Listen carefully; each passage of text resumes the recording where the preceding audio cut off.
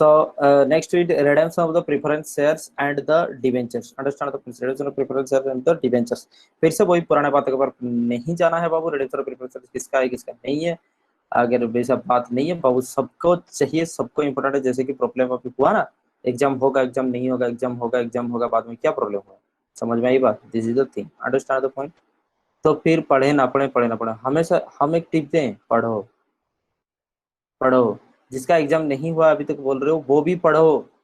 अरे गवर्नमेंट कल जाके कहेगा बाबू, सुनो मेरा बात, गवर्नमेंट फिर से कहेगा कि यूजीसी डिसाइड करेगा, नोटिस करेगा, फिर कहेगा कि आप लोगों को कि ऑनलाइन एग्जाम करवाओ, कम से कम ऑफलाइन नहीं होगा तो ऑनलाइन एग्जाम करवाओ। सो जिसका एग्जाम नहीं हुआ है अभी तक आप बोल रहे हो, उसका भी एग्जाम हो सकता है, अभी तक नहीं हुआ है, अभी तक गाइडलाइने नहीं है, लेकिन होगा भी।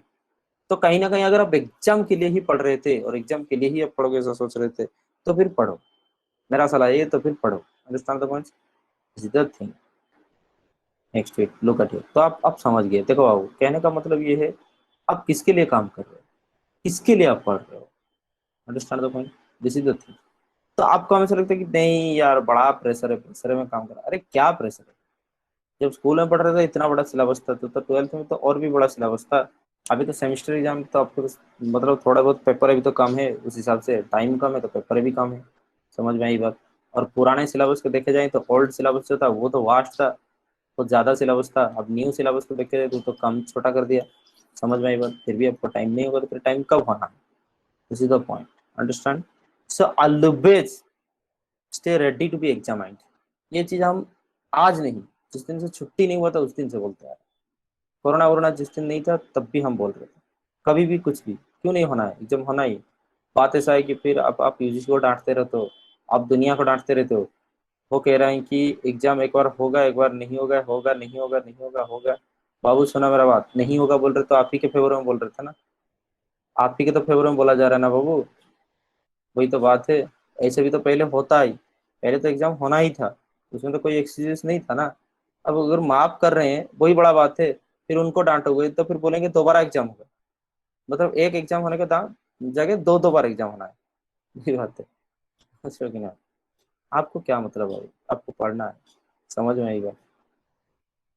क्या है जिसके लिए पढ़ रहे हो, हाई कोर्ट के लिए पढ़ रहे हो, सुप्रीम कोर्ट के लिए पढ़ रहे हो, आपकी सार एचओडी के लिए पढ़ रहे हो, किसके लिए पढ़ रहे हो, क्या ची का बर्डन है, क्या ची का प्रेशर है, समझ में आएगा। So redemption of the preference shares and debentures, understand the points. अगर सिलेबस में नहीं है आप मान रहे हो ठीक है, लेकिन एंट्रेंस में आना है, लेकिन एग्जाम में आना है। आपके सेमेस्टर में नहीं आएंगे, सिलेबस में नहीं है तो फिर एंट्रेंस में आना है, समझ में आई बात। और ओवरऑल ये रिकमेंडेड है, सबको पढ़ो ध्यान से। और ओल्ड सिलेबस में तो इन डिटेल है, न्यू सिलेबस में शॉर्ट क्वेश्चन आ सकते हैं। आगे देखो।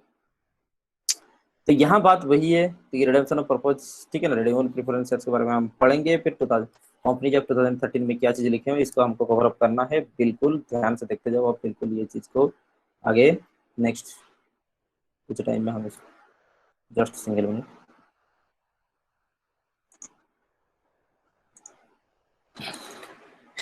फिर तो कंपनी 2013 क्या कहता है, आप रिडम्पशन कर सकते हो कि नहीं, फिर आगे देख करके आगे चलेंगे। तो रिडम्पशन फुल्ली पेड ऑफर्स कैसे होने हैं, फ्रेश इशू करके, कैपिटलाइजेशन ऑफ द प्रॉफिट्स करके, या फिर combination of both of these. Understand the points.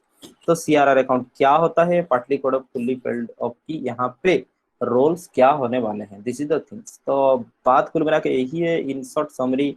जिसको याद है आप याद करो, रिडेम्पशन जो ऑलरेडी 12th में पढ़ चुके थे, या फिर हम फिर से उसको याद दिला देते हैं। Generally redemption of the preference shares कैसे होता था, समझ में आई बात। इसका मीनिंग भी हम अभी तक नहीं बताए, एवरीथिंग इन डिटेल्स पूरे नोट्स के साथ हम दे करके चलेंगे। फिर भी आपकी अगर बुक नहीं हो रहा, फिर भी आप नहीं समझ पा, फिर भी आपको डेटा इनसफिशियंट है, पढ़ाई इनसफिशियंट है, तो कुछ प्रॉब्लम है, समझ में आई बात। This is the thing.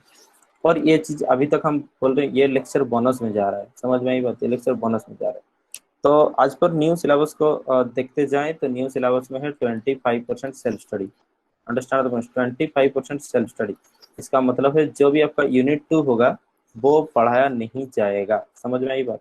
लेकिन क्या देखिए, हमको समझ है, नहीं पढ़ाया जाएगा तो सब नहीं समझ पाएंगे, बिकॉज सब कोई पढ़ने का जरिया नहीं है, तो हम फिर भी तो मान रहे हैं पढ़ा देंगे।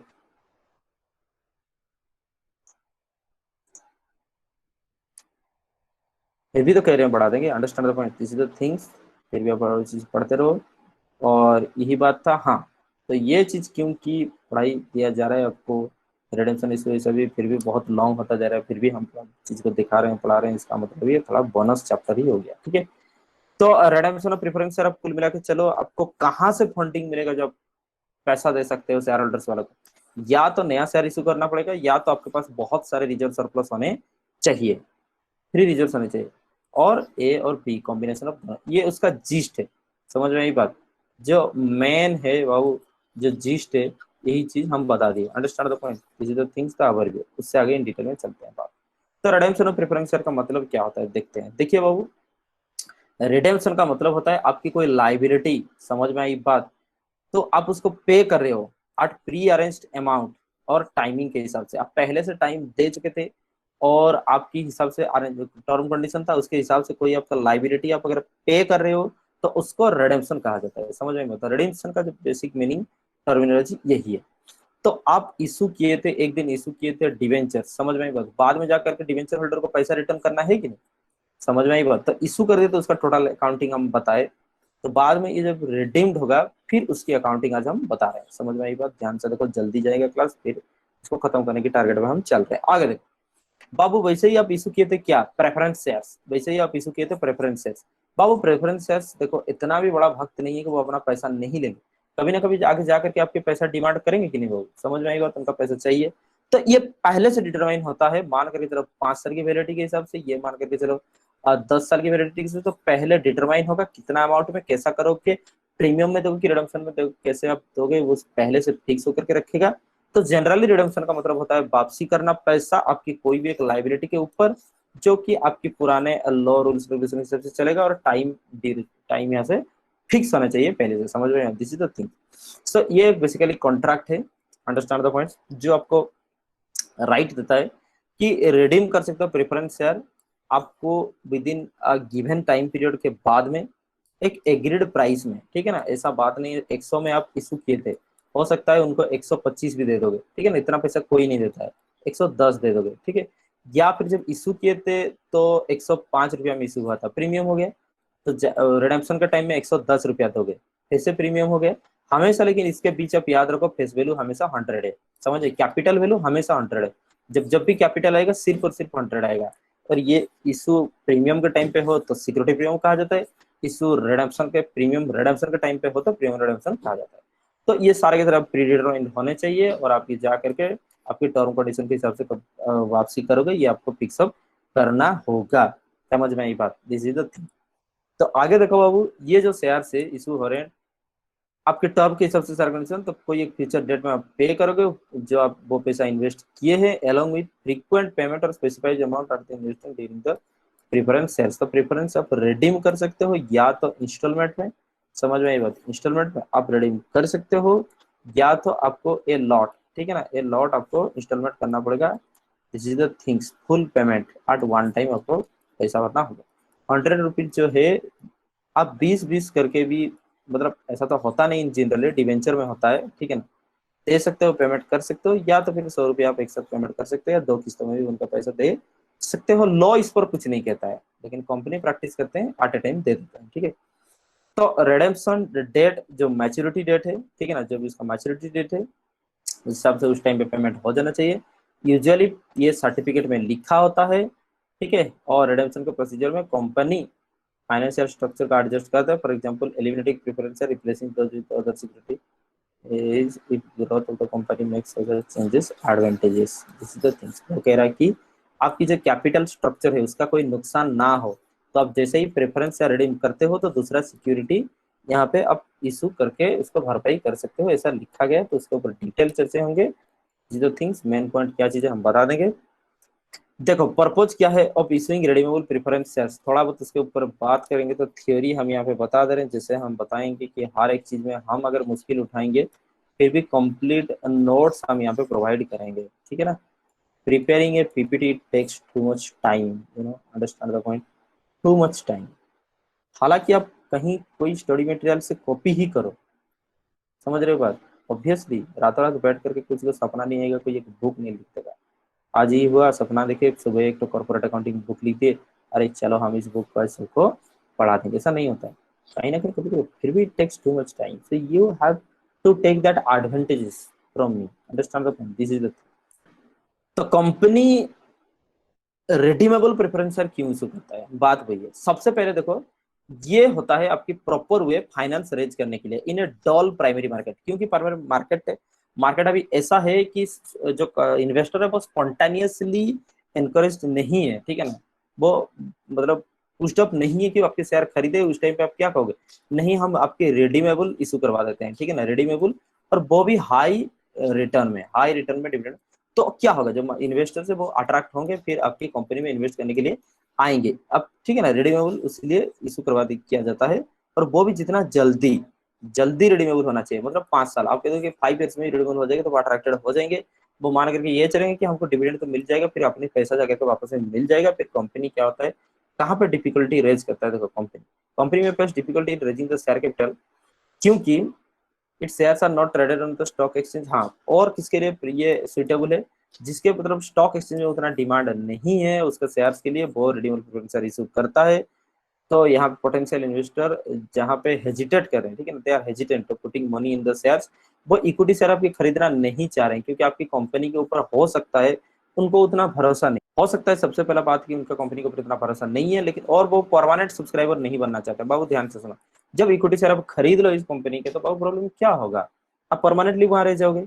या तो प्रेफरेंस शेयर आप कहेंगे कि हम 20 साल के लिए, इसके सब कुछ लो है, 20 साल से ज्यादा मतलब ऊपर 10 जो लाइफ पीरियड के प्रेफरेंस इशू नहीं हो सकते, understand the exceeding A life period of the 20 years preference can not be issued. बाद में डिस्कस होंगे, सब कुछ होंगे, पैशन के साथ बैठे रहो। तो मेरा कहने का बात यही है, एक लॉन्ग टाइम के लिए कोई आना नहीं चाहता, या फिर आपकी कंपनी में परमानेंट मेंबर्स नहीं बनना चाहता, तो वो क्या करेगा, वो आप रिडीमेबल प्रेफरेंस है उसको बेच दोगे, वो खुशी खुशी खरीद लेगा, वो चाहेगा कि 5 साल में एक आश्योरेंस से पैसा मिल जाएगा, क्योंकि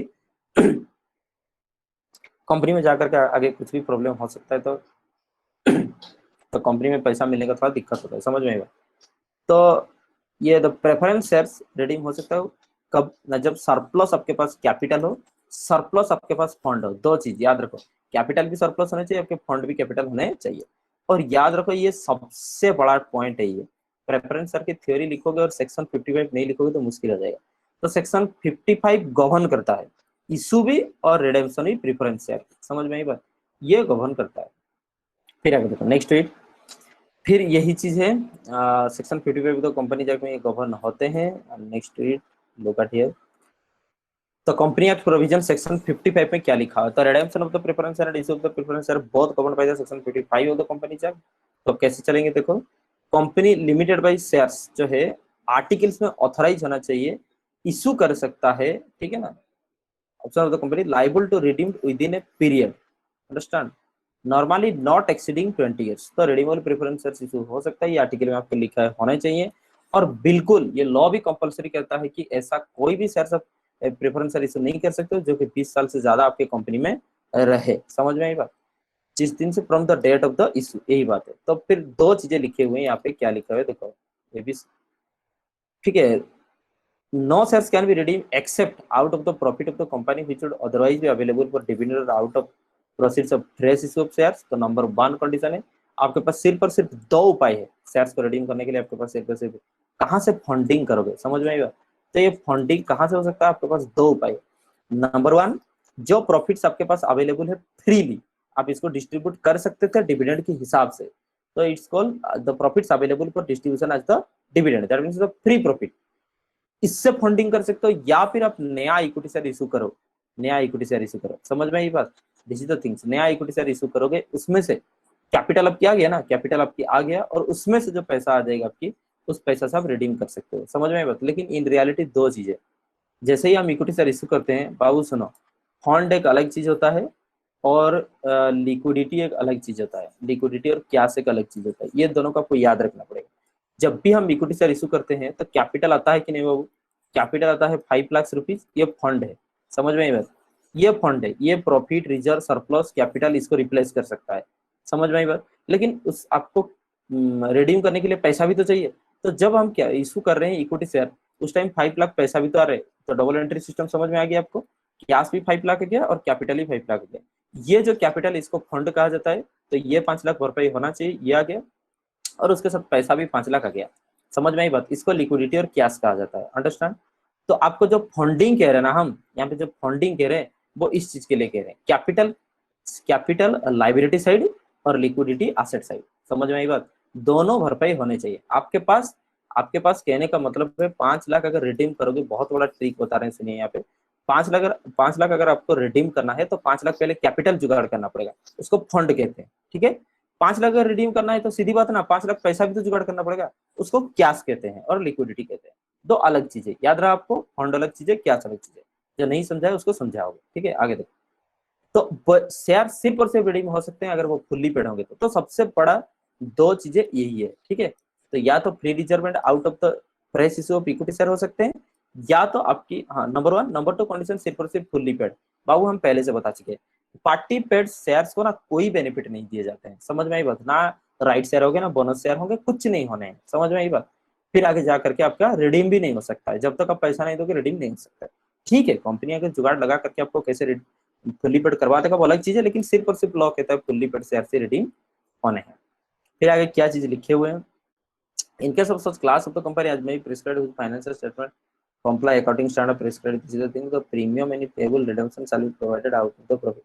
सुनिए जी, इतना बड़ा जो लॉ लिखा हुआ है, इस लॉ को आपको ऐसा याद नहीं रखना है। कंपनी अकाउंट्स में लॉ को लिखोगे तो ये पूरा सेंटेंस आप पढ़ोगे 3 बार नहीं समझ आएगा। इसका सीधी बात हम बता दे रहे हैं, रिडीमेबल जो प्रेफरेंस शेयर है उनका जो प्रीमियम होगा रिडेम्पशन के टाइम में, रिडेम्पशन के टाइम में जो प्रीमियम होगा, समझ में आई बात? ये देखो, premium payable on redemption, this is the things. The premium, just single minute, premium payable on the redemption जो है प्रेफरेंस शेयर्स के ऊपर, वो कंपनी के प्रॉफिट से दिए जाएंगे, out of profit of the company. समझ में आई बात? दिस इज द थिंग्स लिखा हुआ है। और out of the company securities premium account, company का जो एग्जिस्टिंग सिक्योरिटी प्रीमियम अकाउंट है, पहले से जब हम इशू किए थे शेयर बाबू, जब हम इशू किए थे शेयर, उसके टाइम पे क्या होता है, सिक्योरिटी प्रीमियम होता है। तो जब रिडेम्पशन करने जाओगे प्रीमियम में, तब क्या होगा, प्रीमियम एंड रिडेम्पशन। तो रिडेम्पशन का टाइम का प्रीमियम इशू के टाइम के प्रीमियम में सेटअप होगा, क्योंकि ये रिडेम्पशन प्रीमियम एक तो लॉस है और इशू प्रीमियम एक तो फायदा है। तो प्रीमियम का लॉस प्रीमियम में ही सेटअप होगा। समझ में आई बात? या तो आउट ऑफ प्रॉफिट से, जो प्रॉफिट है, समझ में आई बात?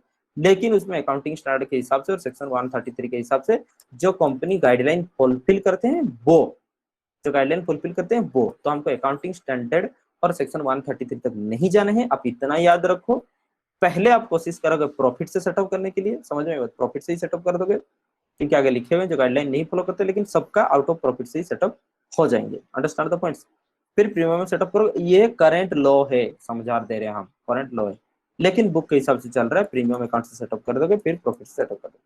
आपको कुछ नहीं याद रखना है, आप याद रखो दोनों ऑप्शन आपके पास है, प्रीमियम से भी सेटअप हो सकते हैं, प्रॉफिट से भी सेटअप हो सकते हैं, कुछ भी आगे प्रॉब्लम में बताया जाएगा। लेकिन हमारा जो प्रॉब्लम होगा वो अपडेटेड लॉ के हिसाब से है, इसलिए प्रॉफिट से सेटअप होंगे। तो सेक्शन 55 फिर से क्या कह रहे हैं, देखो सेक्शन 55 आगे वो एक ही चीज है, प्रीमियम आपको रिडम्पशन प्रीमियम प्रॉफिट से आप सेटअप करोगे, समझ में ही बात इसी तक थी। फिर आगे देखो, तो जब आप, दो उपाय आपके पास है, या तो इक्विटी शेयर से आप फंडिंग कर सकते हो, या फिर तो आपके एग्जिस्टिंग जो रिजर्व सरप्लस है उसमें से फंडिंग कर सकते हो। जब आप प्रॉफिट से आप फंडिंग करते हो तो आपको क्या करना होगा, अदरवाइज बीन अवेलेबल डिविडेंड, तो transfer to reserve account called the capital redemption reserve account एक तो बनाना होगा। इसके ऊपर आगे जाकर के 10 बार चर्चा होंगे, उसके लिए कोई बात नहीं। CRR अकाउंट एक तो बनाओगे, इसका बहुत इजी मीनिंग है, समझ में आई बात? चलिए हम बता देते हैं। आप जैसे ही 5 लाख प्रेफरेंस शेयर रिडीम करना चाहते हो, ठीक है, तो वो कह रहा है आप एक काम करो, कैपिटल कभी भी कम नहीं हो सकता है, आगे हम पढ़ेंगे लॉ में, कैपिटल कम नहीं हो सकता है कभी भी, समझ आएगा? तो 5 लाख प्रेफरेंस शेयर अगर रिडीम करना चाहते हो तो आपके एक काम करो, आप इक्विटी शेयर 5 लाख का इशू करवा दो, इक्विटी शेयर 5 लाख का इशू करवा दो, नंबर 1। नंबर 2, अगर नहीं कर सकते हो इक्विटी शेयर, तो एक काम करो, आपकी जो प्रॉफिट है उसको कैपिटल बना दो। बहुत आसान भाषा में हम समझा दे रहे हैं। आपके पास जो प्रॉफिट से जो रिजर्व एंड सरप्लस है उसको कैपिटल बना दो। तो प्रॉफिट्स को एक अकाउंट होता है CRR अकाउंट, उसमें ट्रांसफर कर दिया जाता है और इसको कैपिटल मान लिया जाता है। समझ में बात? कैपिटल रिडेम्पशन रिजर्व अकाउंट, क्योंकि कैपिटल हम रिडेम्पशन किए इसलिए रिजर्व से थोड़ा पैसा ट्रांसफर हुआ, इसलिए उसका नाम है कैपिटल रिडेम्पशन रिजर्व अकाउंट। इसको कैपिटल की तरह ट्रीट किया जाता है। क्यों? क्योंकि इसमें से डिविडेंड आप बांट नहीं सकते हो। फ्री रिजर्व होगा शेयर प्रॉफिट, मतलब सरप्लस अकाउंट पीएल अकाउंट में अगर पैसा होगा तो उसमें से आप फ्री रिजर्व बांट डिविडेंड बांट सकते हो, लेकिन सीआरआर अकाउंट होगा तो आप उसमें से डिविडेंड नहीं बांट सकते हो। तो ये ट्रीटेड विद द कैपिटल, समझे, ये बात है, और उसमें कुछ नहीं लिखा हुआ है, ठीक है, दिस इज द थिंग्स। आगे देखो, तो कुल मिला के हमको सम अप करें अगर सारे सारे कुछ चीज, तो फिर क्या हुआ, बात हमको क्या मिला। तो बात ये है कि जहां तक आप प्रेफरेंस शेयर आप चाह रहे हो कि प्रॉफिट से हटाए, तो ये वाला बात देख लो, आप चाहते हो प्रेफरेंस शेयर जब भी कि प्रॉफिट से फंडिंग करें, इक्विटी शेयर ना इशू करवा के, तो सीधा लॉ कह रहा है कि एक सीआरआर अकाउंट बना दो, जितने का प्रॉफिट यूज कर रहे हो, समझ में आई बात, उतने का आपको सीआरआर अकाउंट यूज कर दो, समझ में आई बात, और equal to the amount reported to preference shares amount face less proceeds of the face issue of the capital, यही बात है, ठीक है। तो लो यही कह रहा है 5 लाख का आपको प्रेफरेंस शेयर वापसी करना है लोगों को, तो लो यही कह रहा है, मान करके चलो कि आपके पास दो उपाय है, या तो इक्विटी शेयर से आप काम करवा सकते हो, या तो नंबर 2, जस्ट पेन को क्या हो गया, या तो आपके पास जो रिजर्व्स एंड सरप्लस है उसमें से काम कर सकते हो, ठीक है। तो मान करके चलो इक्विटी शेयर आप कर दिए 2 लाख रुपया इशू, आपसे हो गया इक्विटी शेयर, लोग सब्सक्राइब कर लिए 2 लाख, तो 5 लाख माइनस हो रहा है कैपिटल, अभी तक हमारे पास कितना आया प्लस, कैपिटल आ गया 2 लाख, बाकी कितना चाहिए 3 लाख, 5 लाख अगर कैपिटल हटाओगे तो कंपनी लोग कहता है 5 लाख भरपाई कर दो, तो हम इक्विटी शेयर इशू करवा दिए 2 लाख, तो बाकी 3 लाख अभी हमको चाहिए, वो कहाँ से आएंगे, रिजर्व सरप्लस से आएंगे, तो जितना पैसा रिजर्व सरप्लस के लिए यूज हुआ इस 3 लाख का सीआरआर अकाउंट बना दो, बहुत सिंपल है, समझ में आई बात। तो सीआरआर अकाउंट इक्वल टू लिखो, ठीक है, तो सीआरआर अकाउंट इक्वल टू कितना, ठीक है, प्रेफरेंस शेयर कैपिटल जितना रिडीम हो रहा है less less equity share capital, समझ में आई बात। यहाँ पे ऊपर लिखो फ्रेश इक्विटी शेयर कैपिटल, इसको कोई फॉर्मूला मत समझ लेना, हर एक चीज को फॉर्मूले समझने से बड़ा हो जाता है, उतना सीआरआर अकाउंट क्रिएट होगा जितना प्रेफरेंस शेयर कैपिटल हटा रहे हो, माइनस इक्विटी शेयर जितना आपसे इशू अभी तक हो गया, कैपिटल से सिर्फ कैपिटल माइनस हो सकते हैं, ध्यान से इस चीज को याद रखो, कैपिटल से कैपिटल, यहाँ पर कहीं पे भी हम प्रीमियम वगैरह की बात नहीं किए, डिस्काउंट वगैरह यहाँ पे कुछ नहीं है, समझ में आई बात, यही चीज इसमें लिखा हुआ है और कुछ नहीं है, बाकी ऐसा क्यों होता है लिखा हुआ बता देंगे, आ time a part of preference share capital redeemed out of the accumulated profit balance of the fresh, ठीक है। तो यहाँ पे बात हम ध्यान से देख करके चलेंगे, फिर इसमें फॉर्मूला बना के क्यों, तो ऐसा बात है 5 अगर माइनस हो रहा है तो फिर से 2 और 3 मिला के 5 हम कर दे, ऐसा क्यों करना पड़ा, ऐसा क्यों करना पड़ा, इसलिए करना पड़ा हम बता दे रहे। देखिए हमारे पास 2 तरह की फंड है, एक है ओन्ड फंड, समझ में आई बात, एक है बोरोड फंड, तो जो चीज बुक में लिखा हुआ है हालांकि आपको वो समझ में नहीं आ सकता है, तो कोई बात नहीं, जो क्लासेस देख रहे हैं ठीक है, जो आ रहे हैं ठीक है, जो नहीं आ रहे हैं वो अपना समझे, वो कैसे समझे उनको पता, हर एक लेकिन एग्जाम के टाइम पे आ ही जाता है लाइन पे, समझ में आई बात, उस टाइम रोने से धोने से कुछ नहीं होना है, आज you treat the class, class will be treating, understand. तो ये ऑन्ड फंड होता है, ये बोरोड फंड होता है, चलिए बाबू ध्यान से देख लो बाबू, तो ऑन्ड फंड बोरोड फंड होता है, तो हमारा जो पैसा है हम कुछ इन्वेस्ट किए हुए हैं, समझ में आई बात, तो मान करके चलो 10 करोड़ इन्वेस्ट किए हुए हैं, और ये जो लोन है 20 करोड़ लोन है, हम धीरे धीरे क्या करेंगे, हमारा इस 10 करोड़ को अपना पैसा निकालते निकालते निकालते निकालते इसको नील करवा देंगे, समझ में आई बात। बाबू जब खुद का इन्वेस्टेड पैसा नील कर दोगे, जो क्रेडिटर्स हैं, जो फंड दिए हुए हैं, जो बैंकर्स है, उनका जो 20 करोड़ लोन है वो कौन चुकता करेगा, फिर लाइबल कौन रहेगा, समझ में आई बात। तो दैट मीन्स कि जब एक स्टार्टअप से, एक बिजनेस से, खुद का ही पैसा आप विड्रॉ कर रहे हो, तो फिर बाकी कौन से भरोसे पे आपको पैसा देंगे। So in order to protect the investors interest, समझ में आई बात, इसलिए कैपिटल बिजनेस से कभी कम नहीं होना चाहिए, जितना हो सके ज्यादा हो, और अगले साल ज्यादा हो, और अगले साल ज्यादा हो, कैपिटल कम होने की परमिशन नहीं दिया गया है, समझ में आई बात, दिस इज द थिंग, आपको समझ में आ गया, क्योंकि बैंकर्स भी हैं, लोन प्रोवाइडर है, डिवेंचर होल्डर है, सबको ही है, तो मालिक कहेगा अपना पैसा हम उठा करके हम अपना बोरिया बिस्तर निकल के चल जाएंगे, तो फिर तो डेटर्स डूब जाएंगे ना बाबू, तुम कहोगे अपना देख लो, जो लोन दिए हो अपना देख लो, प्रॉब्लम में आ जाएंगे। So that's why in order to protect the investors interest and stake holders interest, समझ में आई बात, it is not allowed to withdraw the capital. Next topic देखो, फिर मेथड क्या है, obviously fully paid up shares ही वापस हो सकते हैं, पार्टली पेड अप होगा तो उसको फुल्ली पेड करेंगे, आगे देखेंगे। मान करके चलो कि फुल्ली पेड अप शेयर से, तो इन डिटेल्स हमारे जो यहाँ पे डिटेल ब्रेकअप हम दिए हैं, एक एक एक एक एक एक step by step, sum up नहीं करेंगे, पहले से सम अप नहीं करेंगे। समझ में आई बात? ध्यान से देख करके चलो। तुम 100% डाउट क्लियर अगर ना हुआ रिडम्पशन ऑफ प्रेफरेंस शेयर्स के ऊपर है, तो फिर उसके ऊपर बात करेंगे हम, और 2 घंटा हम आपको देंगे, ठीक है, कोई बात नहीं, उम्मीदें हो जाएंगी। तो redemption of preference share fully paid है यहाँ पे, तो फिर कैसे आपके पास उपाय क्या है? फिर से वही बात है, समझ में आई बात? हम बोले ना 10 बार एक चीज चर्चा यहाँ पे बने, फिर से वो कह रहे तो अभी वो रेडी है, जब फुल्ली पेड है मतलब they are ready for redemption, ठीक है। मैच्योरिटी पीरियड आ गया, मैच्योरिटी पीरियड आने के बाद फिर हम उनके ऑब्लिगेशन पे कर देंगे, ठीक है, रिडेम्पशन हो सकते हैं। तो कंपनी जब 2013 के हिसाब से प्रेफरेंस शेयर जब इशू हुए हैं वो रिडीम होने चाहिए, मैक्सिमम पीरियड जो भी उनको दिए हो, या तो 20 साल। समझ में आई बात? क्योंकि 20 साल से ज्यादा टेन्योर, ज्यादा पीरियड का कोई भी शेयर इशू नहीं कर सकते हो। अगर ऐसा कर रहे हो तो आपका इलीगल हो गया और वो खारिज कर दिए जाएंगे। समझ में आई बात? तो आगे देख करके चलो, ये इरिडीमेबल प्रेफरेंस शेयर कभी इशू नहीं हो सकते। हम पढ़े हैं ना, हम पढ़े हैं रिडीमेबल प्रेफरेंस शेयर, और एक तो है जो इरिडीमेबल प्रेफरेंस शेयर, दो पढ़े हैं। लेकिन इरिडीमेबल प्रेफरेंस शेयर नहीं है। हम जब पढ़ा रहे थे उस चीज को, फिर हम बताए कि ऐसा इन रियलिटी नहीं होता है। कुछ चीजें जो है कहानी है, सिर्फ और सिर्फ कहानी है, ये कभी प्रैक्टिकल नहीं होते हैं। समझ में आई बात? तो बात वही है, सिर्फ और सिर्फ रिडीमेबल प्रेफरेंस शेयर हो सकते हैं, इरिडीमेबल प्रेफरेंस शेयर्स नहीं हो सकते हैं। इरिडीमेबल डिवेंचर्स भी नहीं हो सकते हैं, कुछ भी संसार में इरिडीमेबल नहीं हो सकता। क्यों? क्योंकि आप ध्यान से समझोगे तो समझ जाओगे, इस चीज को बताना भी नहीं चाहिए। बाबू, कोई एक पैसा दे रहा है, हम कहेंगे आपकी पैसा कभी नहीं मिलेगा, आप दोगे पैसा? कोई नहीं देने वाला है पैसा। और वो अगर कैसे भी आप उसको सेटल करके आप पैसा ला रहे हो तो इलीगल काम कर रहे हो आप। समझ में आएगा? हाँ, अगर कह रहे हो कि हम ओनर हैं इस घर की, इस दुकान की, इस जमीन की, फिर तो कौन पैसा वापस करेगा आपको? बहुत है equity share. So equity share only redeemable, otherwise संसार में सब कुछ इक्विटी शेयर इरिडीमेबल, बाकी सब कुछ रिडीमेबल, ठीक है। बात वही है। फिर आगे देखो तो वही बात है, रिडक्शन नहीं हो सकता है शेयर होल्डर्स के फंड के ऊपर। ये बात हम चर्चा ऑलरेडी कर चुके हैं, क्योंकि आउटसाइडर्स जो है उनका इंटरेस्ट एंड इन्वेस्टर का इंटरेस्ट यहाँ पे अफेक्ट हो जाएगा, उनका पैसा नहीं मिलेगा। समझ में आई बात? अगर फंड धीरे धीरे कम होता जाएगा, तो फिर डिवेंचर होल्डर का जो पैसा है, इतना सारा पैसा है, वो कैसे मिलेगा उनको? जैसे ही फंड कम हो जाएगा, वैसे तो एसेट भी कम हो जाएंगे धीरे धीरे, because asset equal to liability ना, आप लोग को पता है। Asset equal to liability, asset equal to liability, तो liability side equal to asset side, liability side equal to asset side. जैसे जैसे धीरे धीरे कैपिटल कम होता जाएगा बाबू, धीरे धीरे एसेट भी तो कम होता जाएगा, नेटवर्थ भी तो कंपनी का कम होता जाएगा।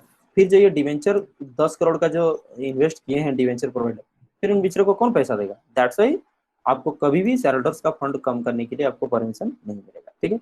तो इसके लिए वही बात है, फ्रेश इशू ऑफ शेयर से या फिर प्रॉफिट से हम उनको फंडिंग कर सकते हैं।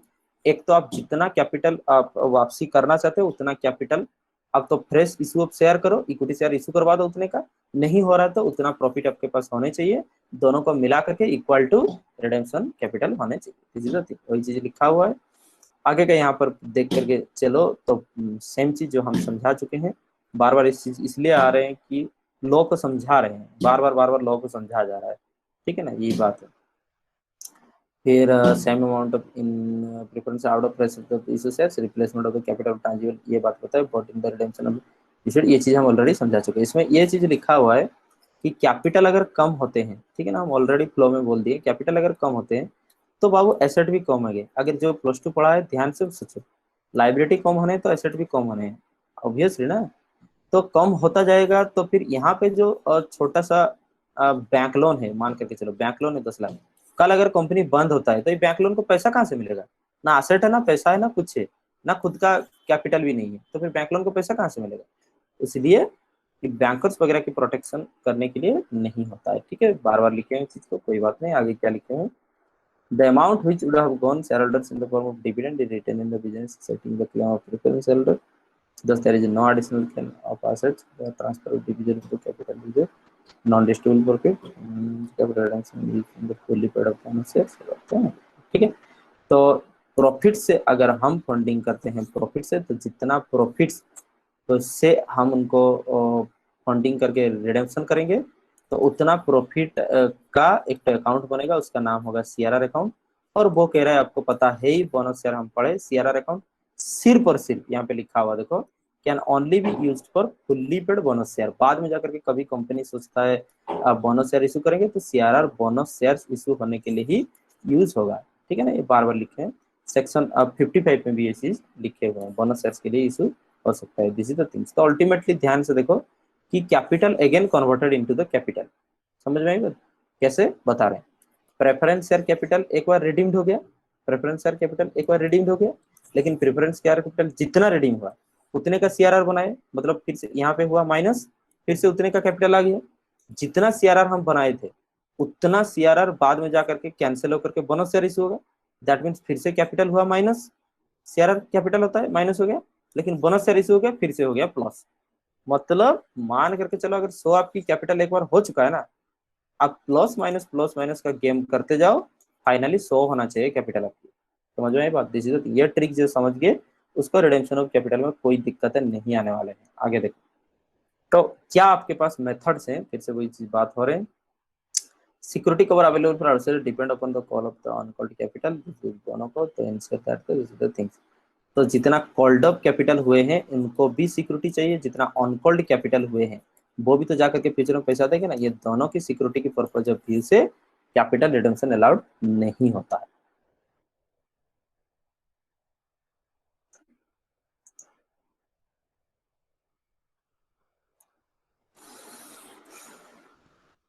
वही बात नेक्स्ट वीक। तो फ्रेश इशू शेयर से, फ्रेश इशू कहाँ से फंडिंग होने वाला, वही बात चल रहा है। फ्रेश इशू तो कुल मिला के आप एक तो इक्विटी शेयर फ्रेश इशू करवाओ, न्यू इशू करवाओ, वहीं से होगा, नहीं तो अनडिस्ट्रीब्यूटेड प्रॉफिट से आपको रिडम्पशन होने वाले हैं। समझ में आई बात? This is the things. आगे जा करके कह रहे हैं आप fresh issue of equity share से मान करके चलो, सबसे पहले अभी बात है कि मान करके चलो only only fresh issue of share से हम कोशिश कर रहे हैं रिडम्पशन करने के लिए। समझ में आई बात? Only fresh issue of share से। तो बात अभी क्या होगा, आगे जाकर के देखेंगे। 100% आप कर सकते हो। अगर 100 रुपया आपको रिडेम्पशन करना है प्रेफरेंस शेयर्स, तो आप मार्केट से इक्विटी शेयर्स फिर से 100 रुपए की इशू करवाना आपको पड़ जाएंगे, यही बात है। लेकिन debentures, fresh issue of debenture से फंडिंग नहीं हो सकता है। समझ में आई बात? तो यहाँ पे 100 रुपये की अगर प्रेफरेंस शेयर आपको हटाना है, ऐसा नहीं हो सकता कि आप डिवेंचर से फंडिंग कर दो। अब इशू कर दो डिवेंचर, 100 रुपया, मतलब आपके पास कैपिटल आ गए। कैपिटल की बात कर रहे हैं, पैसों की नहीं। फंड अलग चीज होता है, क्या अलग चीज होता है, बार बार हम बता रहे हैं। फंड वो होता है जो कैपिटल है, ठीक है ना, शेयर होल्डर्स फंड एक्सेट्रा, वो फंड होता है। पैसा जो है एसेट साइड होता है, लिक्विडिटी। हो सकता है आपके पास फंड बहुत है लेकिन एसेट नहीं होगा, सॉरी कैश नहीं होगा। बिल्कुल हो सकते हैं, कैसे नहीं होगा बता रहे। देखो मान करके चलो आपकी आज की डेट में कैपिटल इशू है 10 करोड़। ध्यान से सुनो, एक बार मौका मिल रहा है आपको फंड समझने के लिए और कैश समझने के लिए। समझ में आई बात? मान करके चलो 10 करोड़ कैपिटल आज तक आपकी इशू हुआ है, तो बैलेंस शीट के लाइबिलिटी साइड में दिखा रहा है 10 करोड़। दिखाएगा जब तक ये कंपनी है, जब तक जाने तब तक 10 करोड़ दिखाएगा। आप कहोगे कैश में हमको दिखाओ 10 करोड़, आप कहोगे कैश में दिखाओ अभी 10 करोड़, अब वो पैसा तो यूटिलाइज हो गया ना कब से। यूटिलाइज होकर के क्या हो, एसेट खरीदिए, जमीन खरीदिए, बिल्डिंग खरीदिए, अब पैसा दिखाओ बोलने से कहाँ से आएगा। That's why double entry system में क्या होता है, ये लाइबिलिटी है, ये एसेट है, ये क्रेडिट है, ये डेबिट है, ये लाइबिलिटी साइड है, ये एसेट साइड है। समझ में आई बात? तो बात वही है। तो हम अभी फंड की बात कर रहे हैं, तो डिवेंचर जितना इशू हुआ, सपोज 100 रुपए के कैपिटल आ गया, आप कहोगे प्रेफरेंस शेयर अभी 100 रुपया हटा देंगे, नहीं होगा। डिवेंचर से फंडिंग नहीं हो सकते हैं। समझ में आई बात? फिर आगे का बात वही है। यहाँ पे प्रॉब्लम राइज कहाँ होते हैं ना, जहाँ पे प्रीमियम में इशू रिडेम्पशन होते हैं प्रेफरेंस शेयर्स प्रीमियम में, वहाँ पे प्रॉब्लम आते हैं, उस हिसाब से हम देख लेंगे। तो फ्रेश सब shares will include the amount of security premium for the purpose of redemption of the preference shares. तो पैसा चाहिए, तो उस हिसाब से अगर प्रीमियम में रिडम्पशन हो रहे हैं तो फिर आपको थोड़ा कभी कभार कैलकुलेशन करना पड़ता है कि कितना इक्विटी शेयर इशू करोगे, उसके हिसाब से कैलकुलेशन होते हैं। वही बात लिखे हुए। फिर आगे बात क्या हुआ, सिक्योरिटी प्रीमियम आपके पास जो है, और सिक्योरिटी प्रीमियम सेक्शन 52 में एक बार याद दिला देते हैं कि प्रोवाइड दैट की सिक्योरिटी प्रीमियम कैसे यूज हो सकता है। यहाँ पे याद दिलाया, समझ में आई बात? सिक्योरिटी प्रीमियम आप कैसे यूज कर सकते हो, वो सेक्शन 52 में लिखा हुआ है, utilization of security premium account. समझ में आई बात? ये हमेशा 4 मार्क क्वेश्चन गारंटेड है, हमेशा। कैसे यूज कर सकते हैं सिक्योरिटी प्रीमियम अकाउंट को, ये क्यों बताया गया, ताकि इसमें क्लैरिटी मिल जाए कि आप सिक्योरिटी प्रीमियम को किस तरह यूज कर सकते हो। तो आप देख करके चलो यहाँ पे सिक्योरिटी प्रीमियम कैसे यूज हो सकते हैं ना। To issue unissued shares of the company to be issued to members of the company as fully paid bonus share issue करने के लिए सिक्योरिटी प्रीमियम यूज कर सकते हैं। सिक्योरिटी प्रीमियम मतलब the premium which is received at the time of issue of the share, समझ में आई बात। तो बोनस शेयर से फिर आगे देख करके चलो प्रिलिमिनरी एक्सपेंसेस को राइट अप करने के लिए ये यूज हो सकते हैं। फिर आगे देखो एक्सपेंसेस कमीशन डिस्काउंट जो भी दे रहे हो सिक्योरिटी, ठीक है ना, और डिवेंचर्स इशू करने के लिए। ध्यान से बाबू सिक्योरिटी प्रीमियम आता कब है, एक बार ध्यान से समझ लो। सिक्योरिटी प्रीमियम कब आता है, सिक्योरिटी प्रीमियम कब आता है, जब शेयर्स इशू करते हैं सिक्योरिटी प्रीमियम आता है, ये एक फायदा है। तो शेयर्स के रिलेटेड जो भी नुकसान होगा रिडेम्पशन के टाइम पे हो इशू के टाइम पे हो, उस जगह पे ये यूज होंगे, समझ में आई बात। तो शेयर के टाइम का नुकसान क्या, ब्रोकरेज कमीशन पेड अब जो इशू करने के लिए दिए हो, या तो फिर रिडेम्पशन के टाइम पे जो प्रीमियम फिर से दोगे प्रीमियम रिडेम्पशन, तो जो जिस पर्पज से आया हुआ है वो उस पर्पज में जाएगा, सीधी बात यही है, समझ में आएगा। सीआरआर आया हुआ है कैपिटल के लिए, जाएगा कैपिटल के लिए। प्रीमियम आया हुआ है कैपिटल के प्रॉफिट के हिसाब से, जाएगा कैपिटल की लॉस के हिसाब से। फिर आगे देखो प्रीमियम कहाँ यूज हो सकते हैं, redemption of redeemable preference shares के लिए, to provide premium on the redemption of redeemable preference shares और डिवेंचर्स ऑफ द कंपनी, ठीक है ना। तो प्रीमियम रिडेम्पशन के टाइम पे जो प्रीमियम है वहां पे सिक्योरिटी प्रीमियम यूज हो सकता है। और फिर the purchase of on share and other securities, तो ऑन शेयर और सिक्योरिटी हम पढ़ा चुके हैं, जब हम खरीदेंगे उस टाइम ये यूज होना है, ठीक है, वही बात है। तो यहाँ पे क्या समझ में आया हमको, तो देख करके चले सेक्शन 133 की बात कंपनी एक्ट में, तो can not apply the security premium account for the purpose of BD mentioned above, और उसी जो बता रहे थे अकाउंटिंग स्टैंडर्ड 133 में कोई स्पेशल रूल्स दिए गए हैं, तो जिसका वो फुलफिल होता है उस हिसाब से उनका अलग कंडीशन से। अभी जैसे बताए कुछ एक कंपनी है जिसकी सिक्योरिटी प्रीमियम, ध्यान से सुनो इस चीज का मतलब, कुछ एक कंपनी है जो अगर रूल्स फुलफिल करते हैं सेक्शन 133 के हिसाब से, तो उनका सिक्योरिटी प्रीमियम यूज हो सकता है प्रीमियम और रिडम्पशन के लिए, समझ में आई बात। सिक्योरिटी प्रीमियम प्रीमियम और रिडम्पशन के लिए यूज हो सकते हैं, वही बात है। अगर नहीं तो प्रीमियम और रिडम्पशन प्रॉफिट से उनका होगा, यही बात है। इतना तक आपको नहीं जाना है। आगे देखो फिर redemption of the preference share by prices, हाँ any other way except otherwise security premium will be adjusted in the conversion of the law contract, thus the proceed of the fresh issue will not include the amount of security premium for the purpose of the redemption, yes, हाँ वही बात। तो fresh issue of shares जो है वो security premium, amount of security premium for the purpose,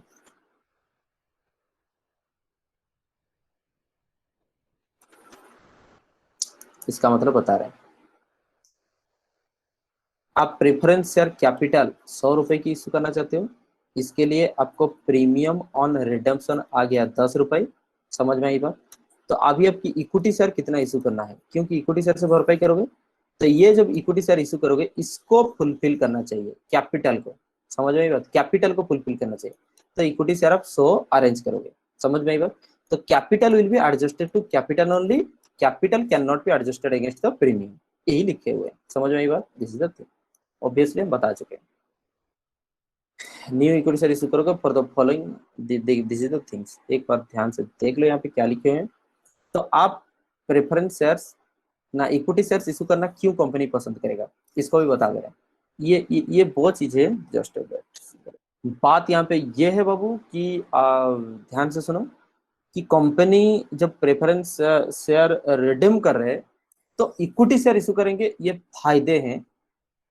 वो कौन से रीजन के लिए, तो रीजन क्या है, वो इक्विटी शेयर से काम कर रहे हैं, समझ में आई बात।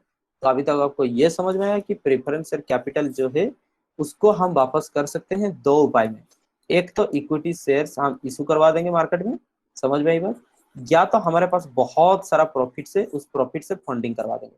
अभी हम पहला वाला ऑप्शन की बात करें, इक्विटी शेयर से काम करो, फायदे क्या है, अब कौन से रीजन है क्यों इक्विटी शेयर से कोई कंपनी इशू करवाता है। देखिए सबसे पहले तो बात ये है कि realize that the capital needed permanently, हाँ हमको जब कंपनी को लग रहा है कि परमानेंट कैपिटल चाहिए तब इक्विटी शेयर इशू करेंगे, या फिर इशू करेंगे तब redeemable preference share which can carry a fix rate of dividend, it makes more sense that the issue of equity share is the place of redeemable, हाँ।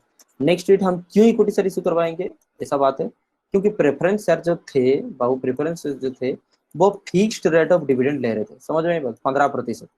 तो ये हमारा बर्डन हो चुका था।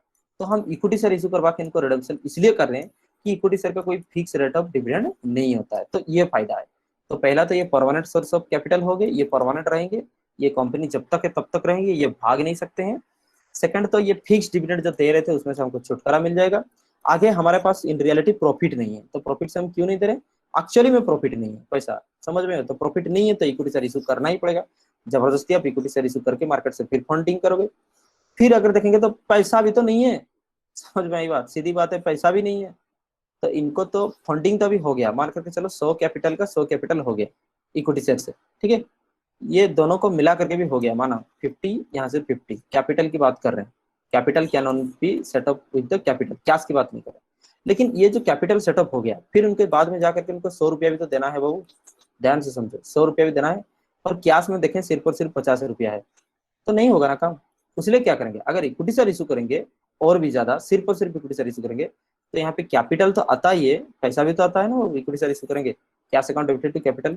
तो जब हमारे पास पैसा नहीं है तो इक्विटी शेयर इशू करते हैं, क्योंकि प्रॉफिट से तो पैसा मिलता नहीं है ना, वो प्रॉफिट जितना है वो है, समझ में ये बात, थिंग। तो पैसा हमको चाहिए इसलिए इशू करवाते हैं, ये बेसिक रीजन से, समझ में ये बात।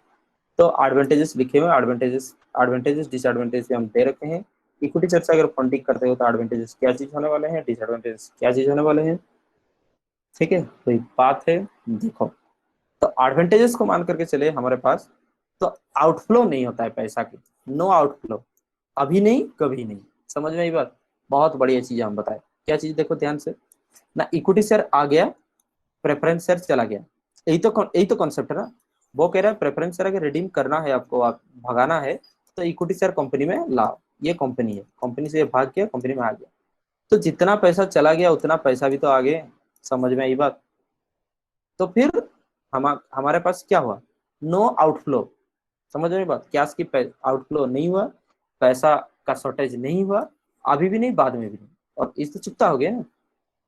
न्यू इक्विटी शेयर आने पे क्या होता है, वो प्रीमियम में वैल्यूड होते हैं, न्यू इक्विटी शेयर में भी वैल्यूड एट प्रीमियम। हाँ ये भी बात है, नया इक्विटी शेयर जो आ रहे हैं वो प्रीमियम में वैल्यू होंगे, फायदे हैं। शेयर होल्डर्स उनका जो इंटरेस्ट है वो अपने पास रख सकते हैं, वही बात है, understand the point, this is the thing. Share holder retain their equity interest, equity interest का मतलब हम बता रहे हैं, ठीक है। चलो यहाँ पे समझ में आ गया बात। नेक्स्ट वीडियो आप देखो, तो ये सारे बहुत सारी चीजें थे जो हम बहुत सकते हैं बुक में नहीं है, हम बता दिए डिसएडवांटेजेस। लेकिन हाँ ये चीज नहीं बताई ना आपको, आपके पास कैसे रहेगा, देखो इक्विटी पहले जो शेयर होल्डर्स थे उनके पास प्रॉफिट्स था, समझ में, कुछ प्रॉफिट्स था, रिजर्व सरप्लस था। अगर आप इक्विटी शेयर इशू ना करके, आपके पास दूसरा उपाय क्या है, प्रॉफिट से रिडीम करोगे, या तो इक्विटी शेयर से रिडीम कर सकते हो या तो प्रॉफिट से रिडीम करो। जैसे प्रॉफिट से रिडीम करोगे तो प्रॉफिट खत्म हो जाएगा ना, तो इक्विटी शेयर मायूस हो जाएंगे, इसलिए कह रहे हैं नहीं नहीं प्रॉफिट अपने पास रहने दो, हो सकता है तो और इक्विटी शेयर लाओ, तो अपना आपका प्रॉफिट आपके पास रह गया, समझ में आई बात। तो आपके शेयर की वैल्यू ज्यादा है ना, आपको पता है प्रॉफिट अगर कंपनी में बहुत है तो शेयर का वैल्यू ज्यादा है, प्रॉफिट अगर कम है तो शेयर का वैल्यू कम। आगे जाकर के वैल्यूएशन ऑफ शेयर में डिटेल बात होगी। तो डिसएडवांटेजेस क्या है ना, आपका डायल्यूशन हो गया फ्यूचर अर्निंग का। पहले 100 इक्विटी शेयर थे, अभी फिर से 100 इक्विटी शेयर, 200 इक्विटी शेयर हैं। तो पहले क्या होता था, 1000 जो प्रॉफिट था डिवाइड बाई 100 हो रहा था, अभी डिवाइड बाई 200 हो जाएगा। तो आपकी फ्यूचर में जो भी प्रॉफिट होगा वो कम होता गया। फिर शेयर होल्डिंग जो है कंपनी में वो चेंज हो गया, पहले 100 थे अभी 200 हो गए, तो वोटिंग राइट्स बंटवारा हो गया, समझ में आती है डिसएडवांटेज। अकाउंटिंग एंट्री क्या करना है, देखो ध्यान से, अकाउंटिंग एंट्री क्या करना है बाबू, ध्यान से सुनते रहो। सबसे पहले बात, अभी शेयर कैपिटल जब आपके पास आ जाएगा, समझ में आई बात। अभी हम कौन सा ऑप्शन पढ़ रहे हैं ना, सबसे पहला ऑप्शन, जब इक्विटी शेयर से हम काम करने की कोशिश कर रहे हैं, ठीक है। तो अब सबसे पहला एंट्री क्या होना है, आपके पास पैसा आ रहा है, bank account debit to capital account. देखिए अभी एंट्री में बहुत ज्यादा ध्यान नहीं देंगे, क्योंकि इसके ऊपर लास्ट 2 महीना हो गया हम चर्चा करते आ रहे हैं। फिर जैसे बताए थे हम सबसे अच्छे तरीके से हम शेयर से पढ़ाएंगे, सबसे इंपॉर्टेंट है, और आपको पता भी है बाकी सारे चैप्टर्स का मतलब जितना लेंदी है, अकेला शेयर कैपिटल उतना लेंदी है, समझ में आई। और इसी से ही मान करके चलो 40 से 50 मार्क्स तो आ जाने हैं शेयर के ऊपर है, थ्योरी प्रैक्टिकल मिला करके 50 तो आना ही है, समझ में आई बात। और बाकी से फिर बाकी 50% की बात कर रहे थे, तो उस हिसाब से अगर 80 मार्क्स हैं तो 40 यहाँ से आ जाने हैं, बाकी से मिला करके 40 आ जाने हैं, समझ में आई बात? तो इसलिए कैरी करता है ना वो टेस्ट, तो हमको पता है, हम बता दिए। तो बैंक टू शेयर कैपिटल, अच्छा ठीक है, चलिए फिर क्या होगा देखो। अगर प्रीमियम में इशू होता है, हम जो इक्विटी शेयर इशू कर रहे हैं अभी, क्योंकि इक्विटी शेयर इशू करोगे तब ना कंपनी में कैपिटल आएगा तब ना दूसरा कैपिटल को हटा सकते हो। कंपनी लोग कहता है कि आप कैपिटल को ऐसे ही नहीं हटा सकते। ठीक है, बात वही बात है। This is the things. Okay, just a single minute. बारिश वारिश हो रहे, फैन वन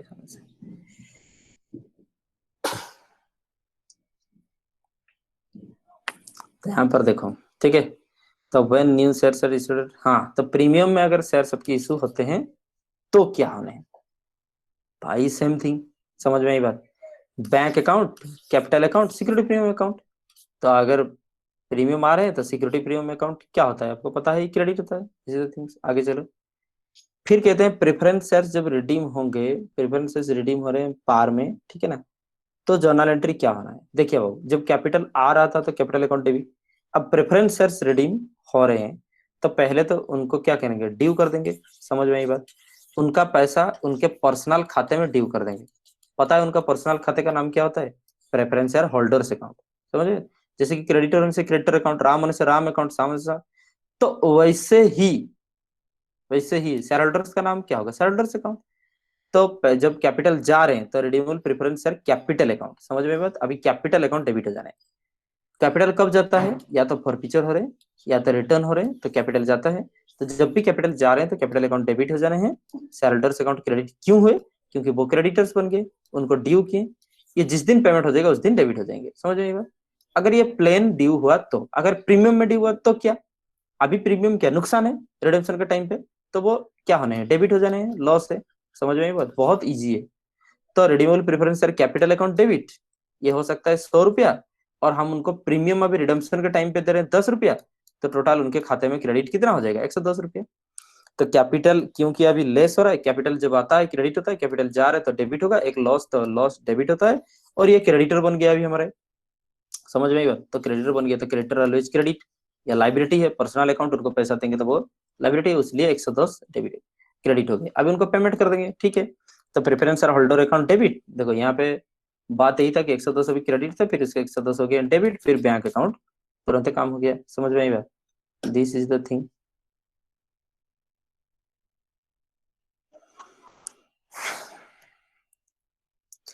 लेकिन आपकी जो प्रीमियम आया उसको एडजस्ट करना पड़ेगा ध्यान से, वही चीज हम पहले से भी आपको बता रहे थे। प्रीमियम और रिडम्पशन जो हो गया, एक तो लॉस, हमेशा बता रहे थे आपको, एक तो लॉस एक प्रॉफिट से सेटअप होना है। समझ में ये बात। तो इसको कैसे सेटअप करोगे, उस टाइम पे वो डेबिट था, अभी उसको क्या करेंगे, क्रेडिट कर देंगे, तो ये लॉस जो था वो सेटअप हो गया। लेकिन फंडिंग कहाँ से होगा, प्रॉफिट एंड लॉस अकाउंट से। समझ में, प्रॉफिट एंड लॉस अकाउंट से। देखिए यहाँ पे दो चीजें हम बता दे रहे हैं, यहाँ पे दो चीजें हैं, ठीक है। तो 133 के चलते अगर प्रोविजंस फुलफिल होता है और अकाउंटिंग स्टैंडर्ड, समझ में ये बात, इसके ऊपर अगर फुलफिल होता है आपकी टर्म कंडीशन, तो आप क्या करोगे, अब सिक्योरिटी प्रीमियम से भी, जो पहले से आपकी सिक्योरिटी प्रीमियम है या फिर जो नया आया हुआ है, सिक्योरिटी प्रीमियम से आप प्रीमियम और रिडम्पशन को, दैट मीन्स कि इशू टाइम का प्रीमियम से रिडम्पशन टाइम का प्रीमियम को सेटअप कर सकते हो। अगर ये फुलफिल नहीं होते हैं तो पीएल अकाउंट से भी सेटअप आप कर सकते हो। तो आपके पास उपाय है, सिक्योरिटी प्रीमियम पीएल अकाउंट दोनों को यूज कर सकते हो। अगर नहीं है तो सिक्योरिटी प्रीमियम को भूल जाओ, प्रॉफिट से लेकिन आप सेटअप कर सकता है सब कोई, चाहे ये आए ना आए। तो इस चीज को 100% करेक्ट कैसा करना है बिना रिस्क में, आप सीधा पीएल अकाउंट को ही डेबिट करते रहोगे, बातें खत्म। पीएल अकाउंट से ही एडजस्ट कर दोगे प्रीमियम एंड रिडम्पशन। हालांकि आप सिक्योरिटी प्रीमियम भी पीएल अकाउंट दोनों को यूज करोगे, सब कुछ यूज करोगे, क्योंकि क्वेश्चन में कुछ नहीं लिखा होगा ऑब्वियसली बाय डिफॉल्ट, तो आप कुछ भी कर सकते हो, आपके पास सब कुछ उपाय है। हम लॉ एग्जैक्ट बता दिए, लेकिन उतना तक आप एक बच्चा कैसे पढ़ सकता है, इसलिए premium and redemption available profit से एडजस्ट होगा और सिक्योरिटी प्रीमियम से भी एडजस्ट होगा, खत्म। आगे देखो। तो यहाँ पे कुछ छोटा सवाल दिया हुआ है, लिखा हुआ है कि 10,000 10% रिडीमेबल प्रेफरेंस शेयर। हमारे पास अभी तक 10% वाला प्रेफरेंस शेयर है, 10,000 ठोस शेयर है, 100 रुपए करके था, फुल्ली पेड है। अच्छा हुआ, थैंक्स। समझ में आई बात। जहाँ पे फुल्ली पेड दिया हुआ तो हमारा काम ही कम हो गया। और वो कह रहा है कंपनी अभी डिसाइड करेगी ये प्रेफरेंस शेयर को हटाओ by issue of sufficient number of equity share of 10 each at a premium of ₹2। तो अभी जो इक्विटी शेयर इशू होंगे वो होंगे 10+2। तो आपको जितना चाहिए उतना आप करवाओ, जितना चाहिए आप उतना इशू करवाओ, लेकिन एग्जिस्टिंग शेयर जो है उनको हटाओ, प्रेफरेंस शेयर को। तो जर्नल एंट्री क्या होने आपके पास, कैश ट्रांजेक्शन के साथ, आप एक बार इसको बता दो। चलिए यहीं पे स्पेस है, आंसर नहीं दिया हुआ तो देखो बता दे रहे। तो सबसे पहले प्रेफरेंस शेयर सबको हटाना है। समझ में आई बात? तो पहले उसका ड्यू एंट्री कर दोगे ना तो आइडिया सबसे दिमाग में अच्छा होता है, लेकिन इन रियलिटी पहले इशू होता है, इक्विटी शेयर इशू होता है इन रियलिटी। चलिए कैलकुलेशन करते हैं। देखिए आपको क्या चाहिए अभी, सबसे पहले देखो 10,000 रिडेम्पशन करना है 100। कैपिटल को सबसे पहले देखोगे, कैपिटल को कैपिटल साथ ही कंपेयर कर सकते हो, समझ में आई बात? तो कितना प्रेफरेंस शेयर हटाना है, ये जो ट्रिक बता रहा है ना इसमें कभी गलत नहीं होगा। 10,000 इंटू 100, समझ में आई बात? तो 10 लाख, आपको 10 लाख कैपिटल अरेंज करना है, पैसा नहीं, पैसा अलग चीज होता है, बार बार बता रहे हैं। कैपिटल अरेंज करना है तो कितना कैपिटल आप इशू करोगे ना, 10 लाख का इक्विटी शेयर आपको इशू करना होगा। समझ में आई बात? जितना कैपिटल हटाओगे उतना कैपिटल आपको इशू करवाना पड़ जाएगा, यही उसका कुल थियरी है। Understand the point? तो आगे यहाँ पे देख करके चलो, तो कैसे करेंगे? 10 लाख अगर इक्विटी शेयर इशू हमको करना ही पड़ जाएगा, हालांकि इसके साथ प्रीमियम भी तो आएंगे, लेकिन उसको इग्नोर करना है, कैपिटल को कैपिटल के साथ ही कंपेयर करोगे, ठीक है? तो एक बार इसको इशू करवा देते हैं। तो सबसे पहले हमारा होता है इक्विटी शेयर इशू होंगे, उसके बाद जाकर के रिडेम्पशन हो सकते हैं। तो बैंक अकाउंट कुछ पैसा आएंगे डेबिट टू, अभी क्या इशू होने वाला बाबू, इक्विटी शेयर्स कैपिटल अकाउंट। तो कैपिटल तो आ रहे हैं ना, तो कैपिटल जब आ रहे हैं तो कैपिटल अकाउंट लिखो टू। पूरा एकदम अंधेरा छा गया, बारिश होगा लग रहा है, तगड़ा बारिश होगा। कहाँ होता है यहाँ पे, इस जगह में बहुत कम बारिश होता है। तो bank account debit to equity share capital account to securities premium account, ठीक है ना? तो सिक्योरिटीज प्रीमियम अकाउंट, यही बात है, ठीक है? तो अभी उसके ऊपर काम करेंगे हम। तो जैसे कि आप लोग को पता है, कितना नंबर छोड़ दो, पैसा हमको चाहिए 10 लाख, तो 10 लाख का काम करना ही पड़ेगा। 10 लाख का मतलब ही हो गए। अब सिक्योरिटी प्रीमियम कितना होगा, लेकिन यहाँ पे प्रॉब्लम है, प्रीमियम 2 पर शेयर कहा रहा है, 2 पर शेयर, तो कितना शेयर इशू हो रहा है एक बार देखना पड़ेगा। 10 लाख कैपिटल के लिए एक कैपिटल का पैसा कितना है 10, दैट मीन्स कि हम यहाँ पे 1 लाख शेयर इशू कर चुके हैं। 1 लाख इंटू 10, समझ रहे हो? देखो प्रेफरेंस शेयर का पैसा 100 है, लेकिन इक्विटी शेयर का पैसा 10 है, तो 10,000 इक्वल टू 1 लाख हो जाएगा, वो अलग चीज है। तो अब अमाउंट टू अमाउंट कंपेयर करोगे, नहीं तो फंस जाओगे, छोड़ दो। तो ये 100 था तो क्या हुआ, 10 करके इक्विटी शेयर का वैल्यू, एक प्राइस का वैल्यू, शेयर का वैल्यू कम है, समझ में? तो हमको 1 लाख इशू करना पड़ेगा, तो 1 लाख के ऊपर प्रीमियम कितना होगा, 1 लाख इंटू 2, 2 लाख, समझ में आई बात? दैट मीन्स 20% कहता जो है 2 पर शेयर लिखा हुआ, तो नंबर ऑफ शेयर आपको कैलकुलेशन करना होगा। तो पैसा हमारे पास कुल मिलाकर 12 लाख आ जाने हैं, बहुत पैसा हो गया, आराम से रिडीम कर सकते हैं। तो अभी 2 नंबर एंट्री क्या है, प्रेफरेंस शेयर को पहले ड्यू करना पड़ेगा, समझ में आई बात? दैट मीन्स की प्रेफरेंस शेयर कैपिटल जो है, कैपिटल अकाउंट, यहाँ अगर नोट में लिखेंगे ना तो इजी होता है, छोड़ दीजिए कोई बात नहीं, थोड़ा उस प्रेजेंटेशन के ऊपर चलता नहीं है, क्योंकि इट्स ऑलरेडी बिकम हैवी ना, this is the things, understand? तो प्रेफरेंस शेयर कैपिटल डेबिट है, ठीक है, टू शेयर होल्डर्स अकाउंट, ये तो पार में हो रहे हैं, कोई प्रीमियम नहीं दिया हुआ है, रिडीमेबल जो है पार में, to preference share holders account, understand the point, this is the thing, to preference share holders account. तो प्रेफरेंस शेयर कैपिटल कितना पार होना है बाबू, 10 लाख, तो यहाँ पे लिख दो 10 लाख। फिर प्रेफरेंस शेयर होल्डर को पैसा भी कितना मिलेगा, 10 लाख, अगर प्रीमियम में कहता हो तो फिर क्या करते हैं, तो प्रीमियम रिडम्पशन पर डेबिट होता है, समझ में आई बात? 2 लाख, फिर तो होता नहीं है तो नहीं है। तो अभी इनको ड्यू कर दिया, तो प्रेफरेंस शेयर होल्डर से क्रेडिट हो गया, फिर जाकर के उनको फिर क्या कर देना है, पेमेंट कर देना है, दिस इज द थिंग्स।